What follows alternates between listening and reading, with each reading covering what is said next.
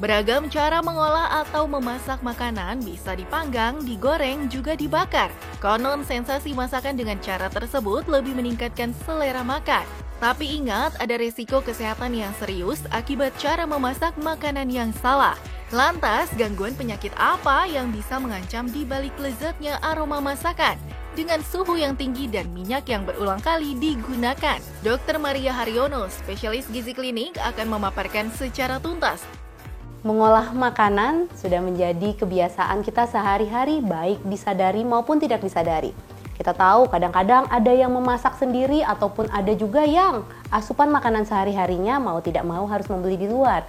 Bagaimanapun proses ini butuh pengolahan. Nah, disadari atau tidak disadari, proses pengolahan makanan ternyata mempengaruhi nilai gizi makanan yang kita konsumsi sehari-hari.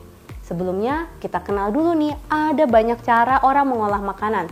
Mulai dari mempersiapkan dipotong-potong, kemudian dicuci bersih, ada yang harus direndam, kemudian lagi dengan berbagai teknik masakan, ada yang harus direbus dahulu, ada yang kemudian ditumis pakai bumbu dan menggunakan sedikit minyak, atau ada yang direbus jangka panjang yang lama, bahkan ada yang juga dipanggang atau dibakar di atas api.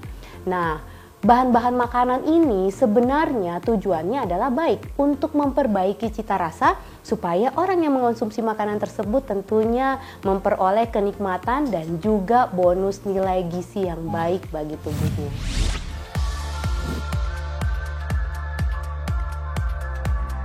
Jika Anda gemar memanggang daging di atas arang atau menumis sayur dengan waktu yang cukup lama, hati-hati, salah mengolah bisa mengurangi kandungan di dalamnya. Lantas, benarkah makanan yang diolah terlalu matang bisa merubah kandungan gizinya?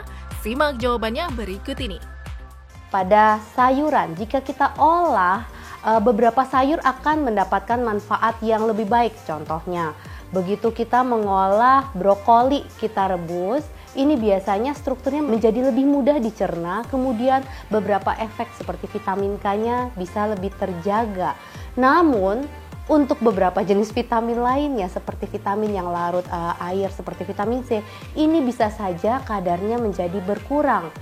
Tetapi proses ini biasanya berbeda jenis sayuran, berbeda teknik pengolahan, lama merebusnya ini pun akan mempengaruhi komposisi nutrisi secara berbeda-beda.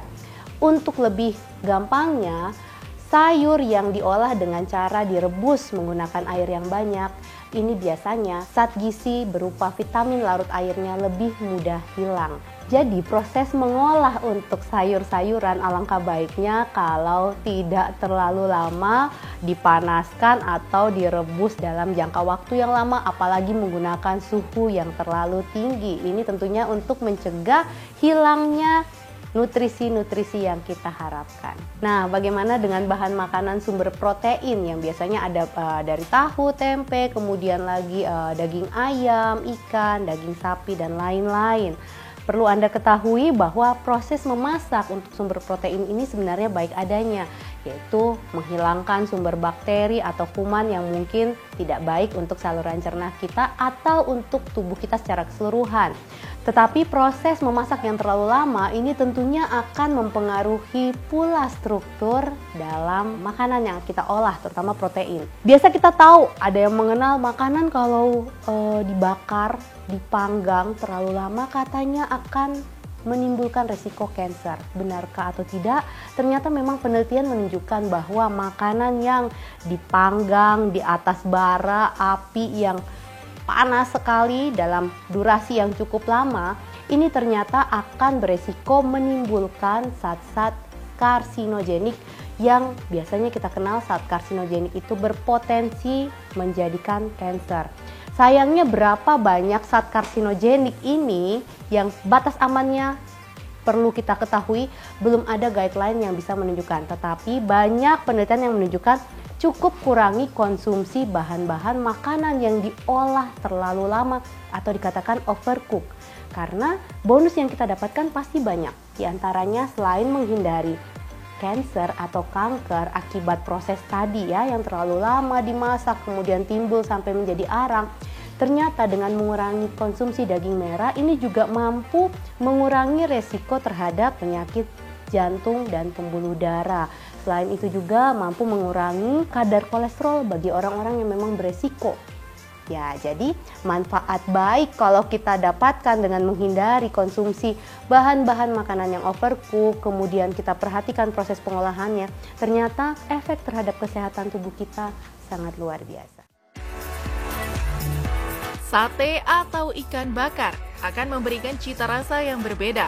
Begitu juga dengan tumisan sayur dimasak dengan kematangan yang maksimal. Namun adakah dampak buruk jika mengonsumsi makanan terlalu matang? Salah satu contoh makanan yang biasa nikmat sekali kita konsumsi adalah sate. Jadi siapa yang gak kenal sate ya? Nah, sate sebenarnya proses memasaknya biasanya di atas bara api dalam waktu beberapa saat. Biasanya cukup lama ya, karena kita butuh sate ini dagingnya harus matang. Nah, proses yang terlalu lama ini otomatis akan menjadikan ketambahan yang tadi namanya karsinogenik atau zat-zat yang beresiko menimbulkan kanker atau kanker. Kita tentunya tidak mau ya bahwa ada zat-zat yang kemudian kanker prostat, kemudian kanker pankreas atau jenis kanker yang lain yang mungkin bisa dipicu oleh makanan yang kita konsumsi. Nah, bagaimana dengan sate? Sate bisa menjadi makanan yang sehat, asalkan kita tahu bagaimana cara mengolah dan juga cara mengonsumsinya tentunya. Ada baiknya makanan yang mau dibuat sate atau dibakar sebaiknya dimarinasi dahulu atau namanya di pre-cook dulu. Jadi dimatangkan sebelum proses pembakaran di atas bara api supaya proses saat kita membakarnya tidak membutuhkan waktu yang terlalu lama. Ini juga salah satu upaya untuk mengurangi terbentuknya karsinogenik tadi. Kemudian kalau sudah terlanjur dimasak kemudian timbul arang-arangnya seperti bagaimana?